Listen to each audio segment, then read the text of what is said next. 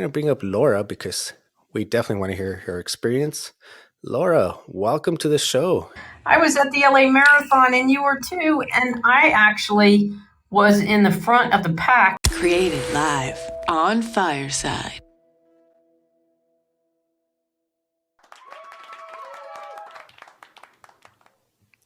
Welcome to Athletic Definition. It's good to be back. I'm your host, Coach Ray Z, and today I'm going to be recapping Los Angeles Marathon 2023. It seems like forever since I've been here on Fireside, so thank you everybody in the audience and watching in the stream worldwide. This is the first interactive Web3 platform, so be sure to join me, follow me here on Fireside so you can catch when the latest shows are. In fact, the last episode I did, it's called The Struggle is Real, has only been up on Fireside. But going to release it today. I just been so backed up, so thank you everybody for kind of sticking around.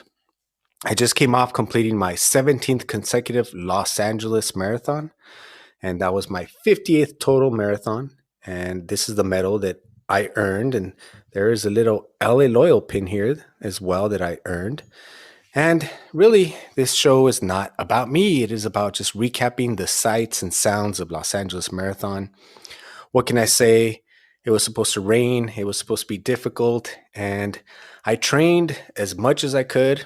When you check out the past episode, really, I only got to do long runs. I didn't really get to do any speed work, hill work, or anything in between because of a new job. That new job has me walking an extra 50 to 60 miles per week plus.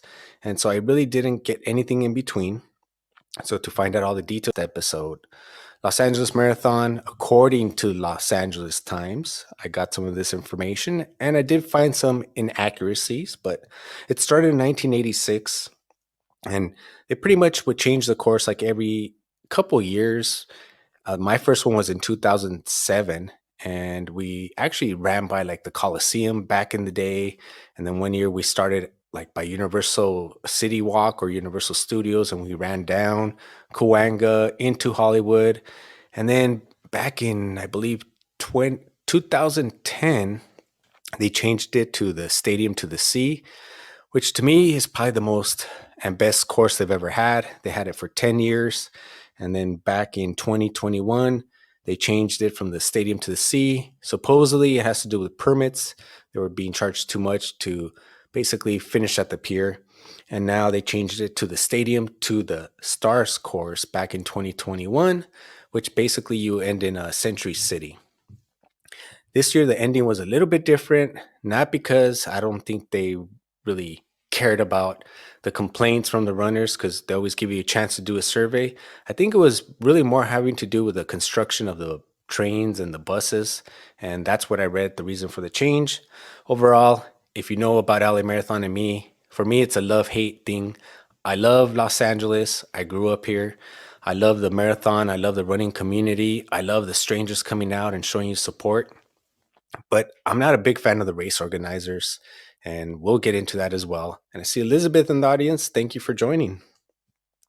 So it was the 30th annual Los Angeles Marathon last Sunday. No, actually, no, not last Sunday. I'm still kind of thrown off. I'll tell you what I did. But according to the Los Angeles Times, it had 22,000 participants. I don't believe it had 22,000 participants. And I'll tell you why. I checked on the LA Marathon finishers, and overall it shows that 19,990 runners ran. Now, from there, you can add another 25 more for elite. They separate them. 26 handy cycles, which are the people that it's like a wheelchair, but instead of with your hands, you use your instead of you're pedaling instead of with your feet, you're using your hands. They had 26 of them, 17 wheelchair competitors, and even with that, it's not 22,000. How many of them actually finished? That's a good question. My time was 4 hours, 32 minutes, 30 seconds. I was about 32 minutes and 30 seconds short from my personal goal. I understand you're not going to hit your goal if you can't do everything that you're supposed to do to train for it. In my mind, I wanted to go for it. I tried to go for it. I just didn't have it. No excuses. It is what it is. I have my chance to redeem myself for the OC Marathon coming up on May 7th, which will be my 59th marathon. And if you're interested in that, you can use use Ray Runs 10, a discount on any race distance. LA Marathon, you start at Dodger Stadium. People think, oh, that's easy, but it's kind of hilly. From there, you see the sights and sounds of Chinatown. And right before Chinatown, there were some female mariachis playing. So whoever you were, I want to say thank you. Much appreciated. And then in Chinatown, the people that do the drumming, that when you're climbing up the hill, love that. Every year, I look forward to it. I just kind of go with the rhythm of the drum and climb, climb, climb. You go through Hollywood, Beverly Hills. I didn't see him this year, but they had a guy in a tuxedo playing piano. I think because you go through Rodeo Drive, so he was there. Century City, Los Angeles City Hall. You go through the Hollywood, the Dolby Theater, the historic Route 66, and like I mentioned, Beverly Hills Rodeo Drive.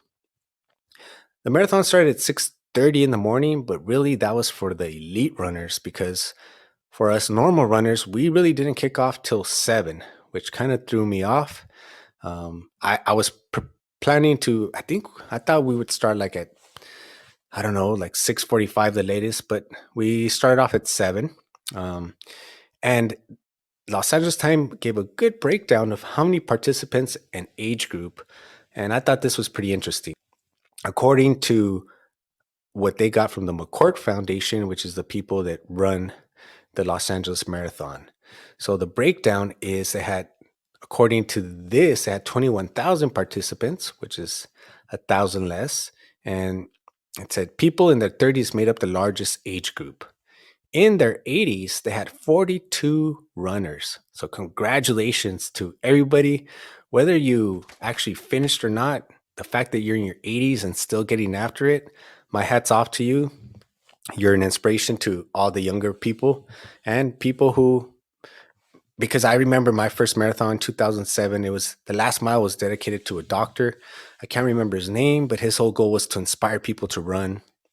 And I think he started running like at age 90 and he kept running till he passed away. So his whole message is it's never too late. In their 70s, they had 210 participants, which I'm like, amazing. When I get to my 70s and 80s, I definitely want to still be active and running and be one of those who's attempting something like that. In the 60s, they had 911 people participate. So once again, my hat's off to everybody, whether you finished or not. The fact that you attempted to do something that very few people in the world will ever accomplish, my hat's off to everybody. In their 50s, 2,441 participants, which I love to see that. Hopefully from those people in their 50s, it'll bump up into the 60s and 70s, and soon they'll just keep growing and keep growing. That's a great way to stay motivated. Even if you only run one marathon a year, it's just a good way to stay active, stay pumped up. I see Laura joining, so thank you for coming here. I know you did the LA Marathon, didn't have a chance to run into you. Then in their 40s, they had 4,156 participants. In their 30s, they had 5,779 participants. In their 20s, they had 4,416 participants. And 14 to 19, they had 2,198. I would say that a majority of those were probably Student Run LA. Student Run LA is a great organization. It was started by 2 teachers who were really passionate about running, and now through LA County, they always have a bunch of different runners, coaches who coach the students all the way preparing for the marathon. I've had a couple of on here like Dio, who has over 500 marathons, Fabiola, who's also a coach, and Carlos. And we're going to bring up Laura because we definitely want to hear her experience. Laura, welcome to the show, and let me know if you want camera or not. Hey, a little bit. I can only talk for just a bit, but I can't believe it. I was at the LA Marathon and you were too. And I actually was in the front of the pack. I did a fireside live. I was with the wheelchair hand cyclist ahead of the pros. I saw that. I got to watch a little bit of the replay, and I'm like, how did she do that and still get the chip time? Because I thought, everybody would have to be starting, but so you got to start with the wheelchairs. Yeah, I was with Scott Toland, who was on a hand cycle. And, I didn't train. I just found out about it. Like he was doing it 6 weeks before. So then 6 or 8 weeks before I signed up, I hadn't run a mile or 2 miles straight before I showed up. Yeah, because I mean, I know a few people that do that, but my hat's off to you. I saw you finish, so congratulations. And how would you say your recovery is going without training? At first, it was really hard. The first couple few days, my quads were so sore I could barely sit and stand up and get back on, like on the airplane and stuff. And then I thought, okay, I'm doing okay. And then this last week, this second week, my kind of almost like on my bones in my between, it wasn't my knees, but it was like so weird, like my ankles and stuff. And I mostly walked, Ray, so it wasn't like a ton of pounding. I mean, it was almost like the end of a Ironman marathon because I did it in just over 6 hours. So it was more of like a gentle jog and walk. I walked all the hills. I walked all the rest stops. I did the Galloway method the whole way. I mean, I executed an awesome race plan, and I had done a couple 2 3 hour walks before. And then I caught up to Scott 3 times during the race, which was really cool. And we ended up finishing within 5 or 10 minutes of each other. So, because that race was not accessible to people with disabilities, they didn't have any porta potties accessible to disabilities. The race was really poorly done, to be honest, for people with disabilities. Oh, that is interesting. I didn't really think about that perspective as far as porta potties.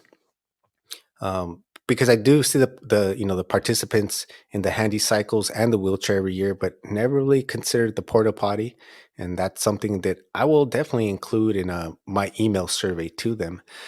So, based on your time, you got caught at the end tail with the rain. How was that for you? How was that That was factor? awesome. I love running in a little bit of the rain. So I finished at, let's see, we started an hour early. We started at 6:35, so I finished at like 12:40 Okay, because you guys started at what, about 7:30?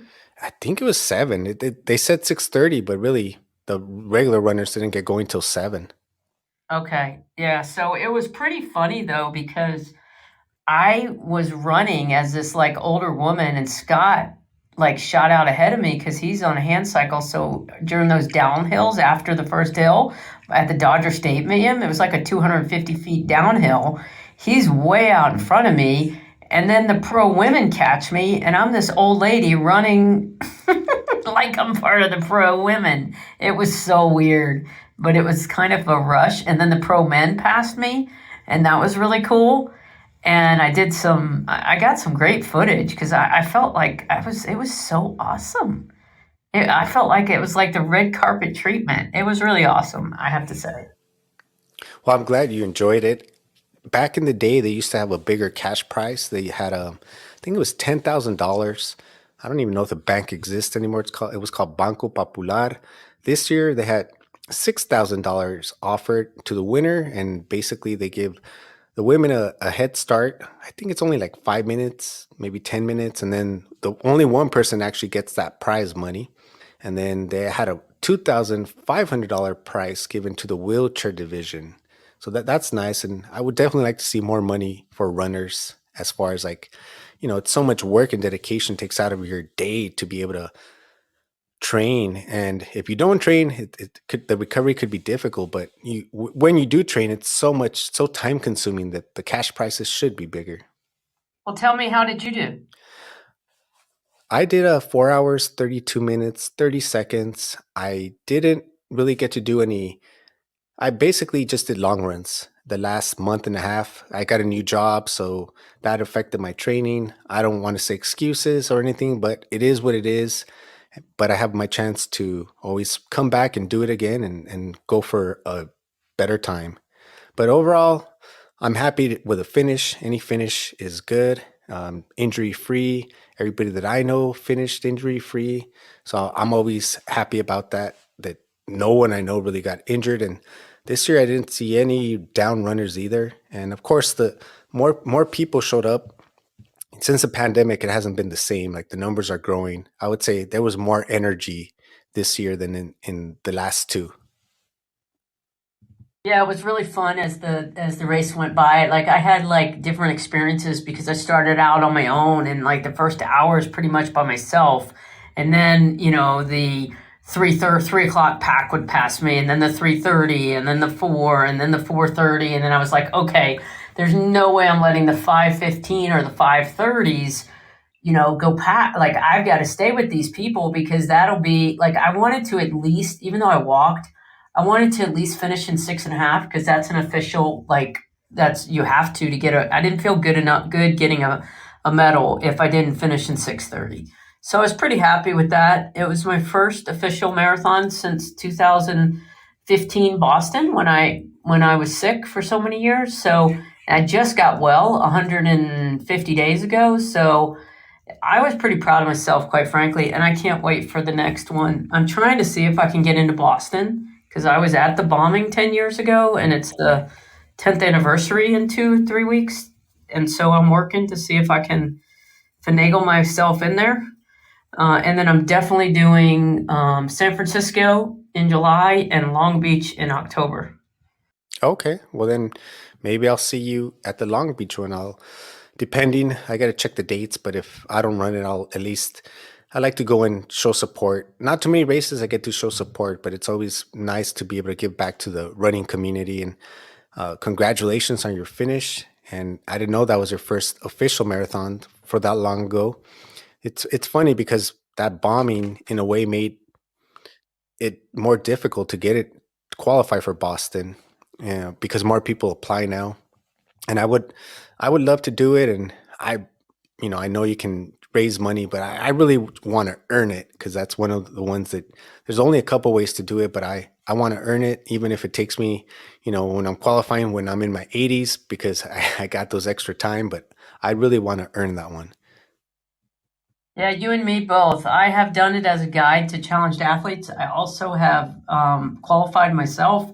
I think I ran a 3:30 something, 3:40. That was my best marathon ever. Breaking 4 hours was kind of typical for me. That wasn't too hard. Now I think that I can, now that I'm older, I'm about to be 59, so it'll be a little easier for me, but I'd love to qualify next year. So yeah, let's do it. I'm going to go Well, back. oh, well, thank you for joining, Laura, and everyone listening. That's some inspiration right there. 59 years old, didn't really train too much and got it done. I really think so many people kind of underestimate what they can do.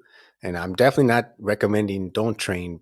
It's much more easier if you train, and I think you'll have a good time overall. I saw so many run clubs out there, so I want to definitely shout them out. I got to run with as many as I could training. There was the Claremont Trotters. They usually run on Wednesdays. Then we have the Pomona Valley Runners. They run for free on Tuesdays. The La Puente Bridge Runners, they run for free on Thursdays. And then the Zusa Pacers, I ran with them probably my all my long runs with them on Saturday morning. They also do Wednesdays. And I remember I'm from Azusa, and I remember when I first started, I would look up how many people from my city actually completed it, and very few, maybe like three people out of 25,000, 20,000 plus, very few. And now I don't know why I checked, and I saw 51 finishers from the city of Azusa, and I was like, wow, that's amazing. And I would like to say, hey, that I inspired a bunch of people from here, but really I know it's the Azusa Pacers. They have such a good organization, from preconditioners to 5K to 10K. It's all free. So if you want to do a marathon, it's a great organization, and I'm sure that they're responsible because of how easy they make it, why so many people from the city of Azusa actually finish. So I love to see people just work out, whatever it is, do it. I see Layla joined as well, so thank you for joining. So overall, by the time I finished, it was kind of starting to rain a little bit. And when the beer garden, it was cold. It was cold, and there were still people coming in, and it kept raining and raining harder and harder. As I mentioned, I started a new job. So right after LA Marathon, I had to hop on a plane to Chicago, which was a bad idea. It's the second time I've hopped on a plane. In 2011, I hopped on a plane to Miami, but at least that was the next day after the marathon. Hopping on a plane when you really want to stretch out, I it was not easy. And then the time, maybe like 3 weeks ago or 4 weeks ago now, they changed the time in the United States. So time change and then jet lag and then another 2 hour difference time change. So I was a zombie. I took my workout clothes, my running clothes to Chicago thinking I'm going to work out. But really, between LA Marathon, all the preparation, all the hard work, and working, trying to do a new job, I did not have the energy. And of course, I wanted to explore the city. It's my second time going to Chicago. So I went out like the first 3 nights. I definitely wouldn't recommend anybody, if you have the option, fly back the next day because you want to be able to stretch, your feet are swollen, so many things can happen. So if you get a chance, don't fly the same day. Try to fly the next day, because that was tough. And then I came back and I wanted to do a show. The Azusa Pacers had a great celebration for all the runners. They had a breakfast with a spread of everything from fruit to a bunch of Mexican food, and then they surprised everybody with mariachis that came out. It was a really nice celebration, and it really caught me off guard.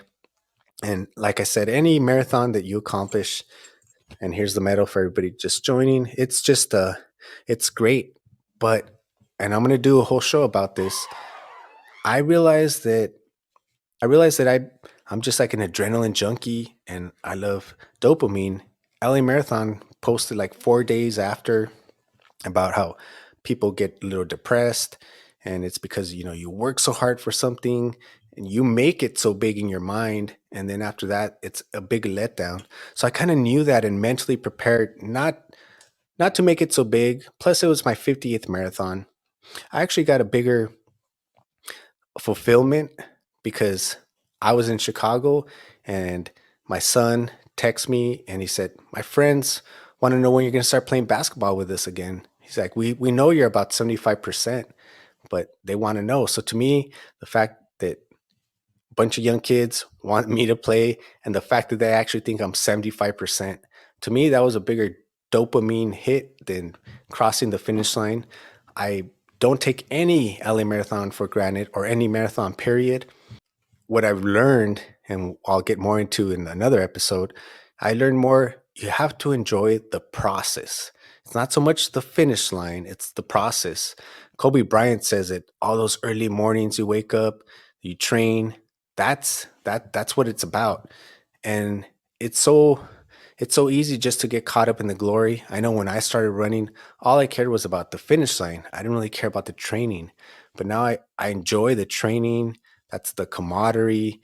If you can really learn to enjoy the road there, then your your crash won't be as hard and you can really kind of enjoy it. I'm not saying you can kind of choose when you want to have that dopamine hit and how much you want it to affect you. So I'll definitely get into that. Everything I'm saying, it's based on my experience. I am not a doctor, but I do listen to a lot of, I always forget his last name. His name is Andrew. Man, I'm going to look him up because he does such a great podcast. He's a professor at Stanford and he does so many good podcasts that I watch all the time. And he's always talking about, coffee, the effects of coffee, sleep, everything. And thank you everybody for joining. We are talking about Los Angeles Marathon recap. That was my 50th marathon, 17th consecutive. I never thought I would actually do so many marathons. When I did it, it was just a one and done kind of thing. I just wanted to really do it. It was like a childhood dream. And at the time, I was going through a divorce, so I was depressed and I really wasn't quite sure if I could do it. So I wanted to do something that was challenging for myself. And now, 17 years later, I'm still running. and it's changed my life. When I didn't really have too much money, that's running was the thing that I could afford to do. I just put on my shoes and go out the door. His name's Andrew Huberman, and he's a professor at Stanford. I watch a lot and listen to a lot of his podcasts, and it seems like they always pop up when I'm researching a certain topic. And he's the one who kind of enlightened me, or it really clicked the way he explained it about dopamine and the effects. And as I mentioned, LA Marathon did post about it. They even talk about getting professional help, but they never really once discuss actually learning about dopamine. And I think that's what people need to do, because some people, you should, in my opinion, you shouldn't get depressed after accomplishing a big goal. It should be something that if you're kind of aware of not just physical, but mentally and emotionally, and you learn more about your body and what it does, I don't feel that you should have to go see some professional help after completing a marathon. And, like I said, that's my opinion. They also happen to pick my picture and blur me out a little bit for the goo. I'm trying to see if I could find it, but they used my picture. Oh, and I mentioned a bunch of running crews, but I wouldn't have been able to complete this marathon if it wasn't for Team Stride for Stride. You can go back and check out that past episode with Tom, Tom from Stride for Stride. It's a great organization that helps just a bunch of. I'm gonna pull them up to better describe them, but basically, for people who like immigrants or people who can't afford it or people who are down on their luck, they're a nonprofit running organization that buys race bibs for immigrants, BIPOC, and low income runners, and so that everybody could have the thrill of the finish line. Since the pandemic went on some hard times, and they were happy enough to sponsor my last two LA marathons, so I would have not even had the opportunity to keep my streak going. The LA marathon's about a couple $100s, so definitely helped out. And I just want to give a big shout out to Team Stride for Stride. They're located in Boston, Massachusetts. And I actually got to run and see one of the runners, and we took a picture. Never met, but it was awesome. And I really appreciate what they've done. And as I get more and more back on my feet, I definitely want to give back to that great organization, because I see what they do, and I know what running has meant to me, and I know how, when maybe you don't have anything else going on, how having something to look forward to train, to get ready, can definitely help change your perspective and just keep you motivated.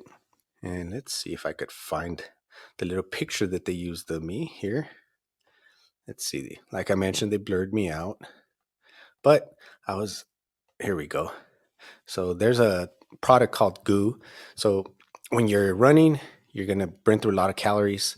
And if you eat food, it's got to be broken down, and then it turns into energy. So you can buy this thing called goo, and it's really broken down. It's really goo. It's like baby food. So it hits you quicker, so you can have that energy. And there I am right there. They're advertising the goo, but that's me in the background with the Team Stride for Stride logo representing them. So that was pretty cool seeing that on there. And so many little people, I think 1% of the world population will ever run a marathon. If there's a marathon you want to do and there's anything I can do to help you out, program or anything, more than happy to help you out. Try it. Even if you fail, you have done more than a lot of people will even attempt. I know some people think that's crazy. Part of running with the Azusa Paces was great because I got to see, I got to, I have a lot of knowledge from 58 marathons, and it was great being able to share with people who want the information, who want to learn. That's one thing I've noticed. I'm going to do a show about. A lot of people are more committed to why they can't, or more committed to their injuries than even wanting to attempt it. So David Goggins says, I'm a cheerleader for those who want to change. And I wanted to be a cheerleader for everybody, but it's not possible. Some people are just, they're like, oh, my knee hurts. I'm probably gonna have to get a knee replacement. I'm like, oh, you don't understand. I train with it. Oh, no, no, it's not. It's not. Okay. So it's like, I can't twist your arm. If you're more committed to your injury, if you're more committed to why you can't do it, I'm gonna leave it as that. And I wish you best of luck. But there's a lot of people out there who want to, like, not get hurt. I talked to one guy, for example, and he's like, I've been doing cryo, and I told him cryo's great. Basically, what it's doing, it's tricking your body that you're gonna die, and then you don't. But in that meantime, it releases all this good stuff. And I told him, but really, that's not helping your knee. It's not really fixing it. It's like a temporary thing. He's like, oh well, I want to learn how to fix it. People who are committed to bettering themselves, that's what I'm talking about. If you're more committed to your injury, right away you're going to be no before you even know, then you got some issues, and I wish you best of luck. But time is limited here on earth, and I can only try to help the people who actually want to, do something different. So great experience. Team Stripe for Stripe, thank you once again. Zusa Pacers for everything. Claremont Trotters, Sandema Runners, La Puente Bridge Runners, and Pomona Valley Runners. I'm hoping to bring them all on here little by little so you guys could get to know them, know the running community. When maybe like 10 years ago, it was a huge running scene in LA, downtown LA, but nothing in San Gabriel Valley where I live. All these groups that I mentioned, they're part of San Gabriel Valley. And it just shows how running has grown. And when you have community like that, it's so much easier when you commit to, going with your friends, and it becomes less of, oh, I have to go work out. It's more like, oh no, I get to go see my friends and we get to talk. Having those type of conversations, some of the conversations you have after a workout or during a workout are some of the most raw and real conversations you could have. I miss that like so much in jiu-jitsu. After you try and choke each other and break each other's arms, then you have such raw, good conversation. So looking forward to get back to jiu-jitsu as well. And as I mentioned, if you get a chance, do not hop on a plane right after a marathon. Don't do it. I had to do it because of work, and it was pretty brutal. I wanted to do a show last week, but I was just wiped out. So I ended up taking a nap in the day, which I don't even do that anymore. And tomorrow, I I got a marathon coming up in May 7th, as I mentioned. But I'm gonna go play basketball with my son and his friends. It's been months. I put in so much work preparing for Los Angeles Marathon that I haven't had a chance to go and play with them. And for me, it's great cross training. I always talk about, if you're always just runners, we're just running this way, same direction, you need some lateral movement. Or I always talk about walking backwards. You're working the opposite muscles, and it's great if you have some knee pain. It's the most basic workout you can do because you're putting your knees over your toes, and then if you're strong enough, then you can start doing the sled. If you have a treadmill and it's broken, you can walk on it backwards. And the other thing you can do is, someone careful with this one, but you can also push a car going backwards, put it on neutral, and that's really great knee exercise. It warms up your whole knees and gets the blood going. And you can check out some past episodes. I have done it. I'm gonna start doing more on the actual exercises you can do. And a lot of that I learned from Ben Patrick, Knees Over Toes. You can pretty much everything I'm telling you, he shows you for free, and I show it for free as well. Because to me, we're in the information age. So really, there's no excuse. If you want to learn something, you can learn it. If you want to better yourself, you can better yourself. There's so much free information out there. A lot of people are still trying to rip you off, so be careful for that. A lot of fake fitness influencers. I try to keep it positive here, so I don't really like to call them out too much, but just depending on my mood, maybe sometimes I will, sometimes I won't. But I really miss the whole fireside and being on here. It's been quite some time. It, so used to doing the show every Friday, once a week, so I actually miss the whole audience, and it's great for me to vent as well. Sometimes I talk about work and the people there. I don't mention them by names, but it's great to to be able to vent a little bit. And so the next episode I'm going to do, because in California we've gotten all this rain, and we're not really used to that here. So we got a lot of rain, and I kept seeing people post this, and they kept saying, "I don't want to go run in the rain and get sick before LA Marathon," or "I don't want to run in the rain and get sick." So as far as I know, and I'll do a deep dive into it. Everything that I looked into, does water make you sick? Or is it a virus that makes you sick? Does rain make you sick? Does really going out and training in the rain make you sick? So I'll give you what I've learned, and then I'll give you on some reasons why I agree with that, and then also disagree, because there's examples for everything.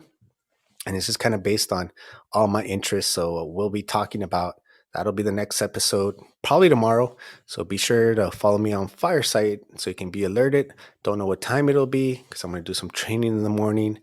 And since I haven't been in LA really for like a couple weeks, I got a lot of laundry, the dark side of working out. So definitely we'll do the show. And as I mentioned, it'll be, does rain make you sick?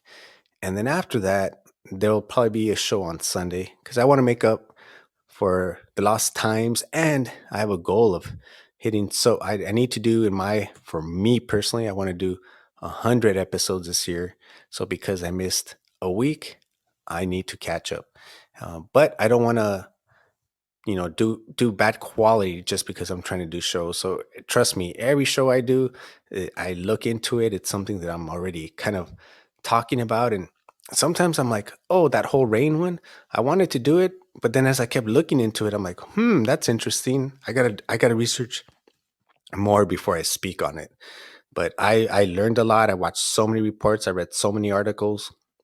So be sure to follow me on that. And I hope you can already register for LA Marathon 2024 if you've never been to LA. It's a great way to sightsee the sights and sounds of everything. Um, I do got to mention that there's one guy that I know who, I don't know what they did in the volunteers, but they switched his bib, and then his time didn't get recorded.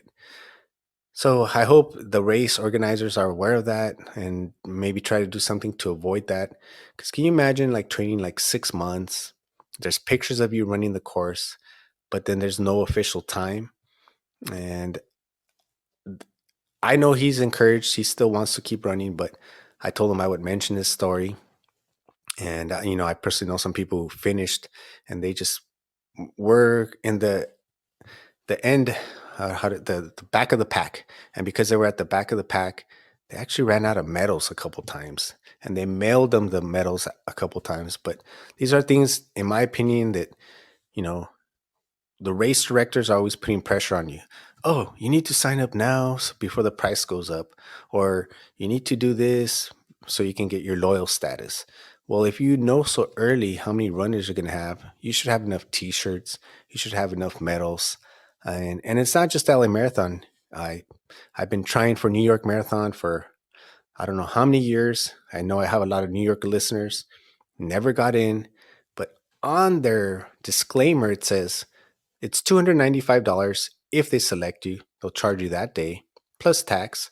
So you're paying $300 for a New York City Marathon, which I heard is one of the best marathons out there.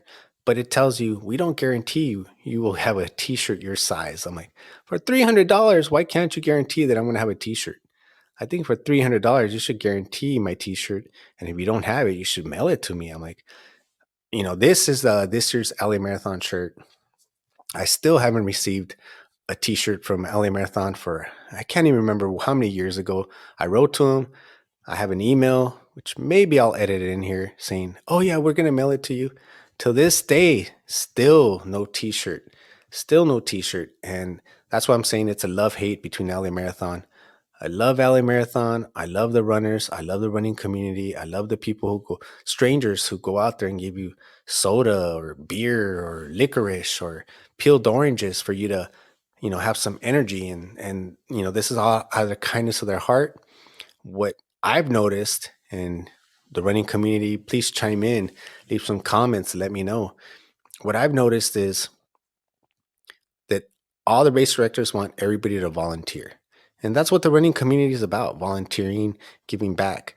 But I also think that maybe you guys should pay some of the volunteers. I've seen a lot of like teenagers, high school kids volunteering, and then in every community you have the good and the bad. But I've seen some adults act like little kids.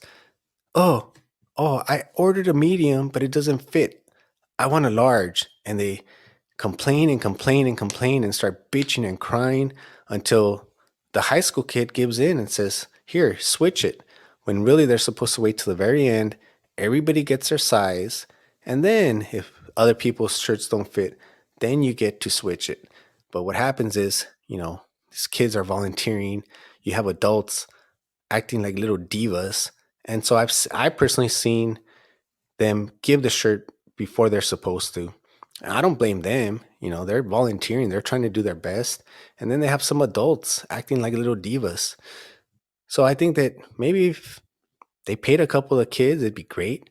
They can earn some money. And then at the same time, maybe they'll be a little bit more stern with some of these divas that, I'm embarrassed for them because I'm part of the running community.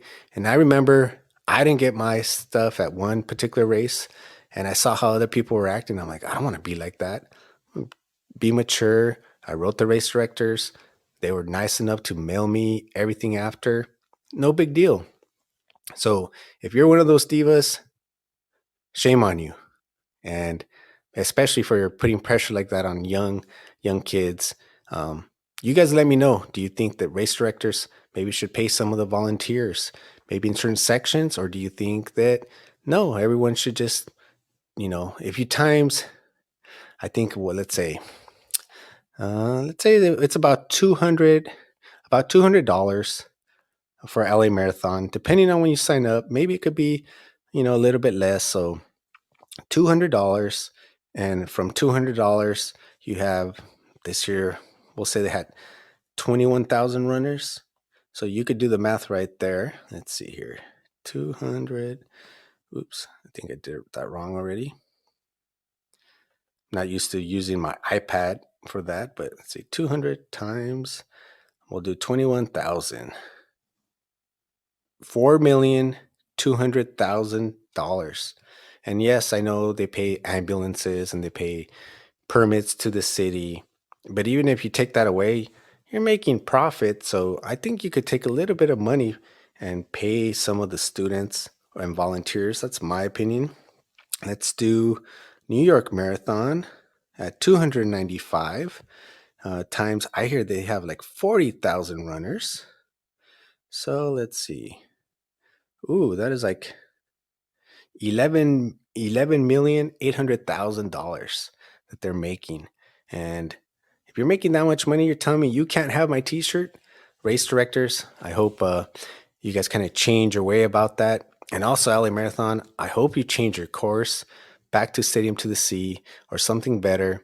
I'll be bringing on my friend Giancarlo, who he's on the heavier side, and he had knee surgery, and he's actually running St. Louis Marathon this weekend. He did that course with me since 2010, and he just hates it. And I know a bunch of runners who hate the ending now, and a lot of runners won't run it now until they actually change the course again. So you guys are losing a lot of your loyal runners that do it year after year because no one likes the ending now. The first year you put the beer garden where we had to climb stairs after an ending. And then just some of the race organizers, I think that you guys should actually have to run a marathon if you're going to be doing some of the planning. So you could know what it feels like to have to walk like another 2 miles to go get your shoes and then walk another 2 miles to go to the beer garden and all this other stuff. These are things where if you treat the running community well, they're going to keep coming back to you because, well, we love running, and I love running and fitness, and I hope everybody enjoyed this Los Angeles Marathon 2023 recap. Overall, it's a great marathon. I would still recommend it. I've done quite a few. I'm still missing Boston. I'm still missing Chicago, New York. Those are some of the bigger ones. I think Chicago gets like 40,000 plus now. New York does too. And I've never been to New York. I want to wait till I qualify. Well, it's not. It's a lottery, so I want to wait till they actually select me, and then when I look at on my podcast how many people from New York listen. Hopefully, and I do know a couple running clubs out there, so looking forward to bringing them on and finally getting out there and running. But this year, once again, I didn't get selected. Maybe next year, and then I could actually share with you the recap of New York Marathon. So till tomorrow, thank you, everybody in the audience. I see Sonia and Elizabeth and Alice and geez. By the way, guys, in case you didn't know, I need glasses now, so they're way over there. I think it's Layla, yeah, and everybody else. Laura, who came up, shared her experience. Everybody on Fireside. I miss my Fireside family. It's great to be back. I will see everybody tomorrow. Thank you for taking your time to spend with me here on Friday or when you watch the replay on YouTube or if you're watching it on Twitch, everywhere else. I appreciate you. Till next time, Athletic Definition, Coach Ray Z, and I'm out.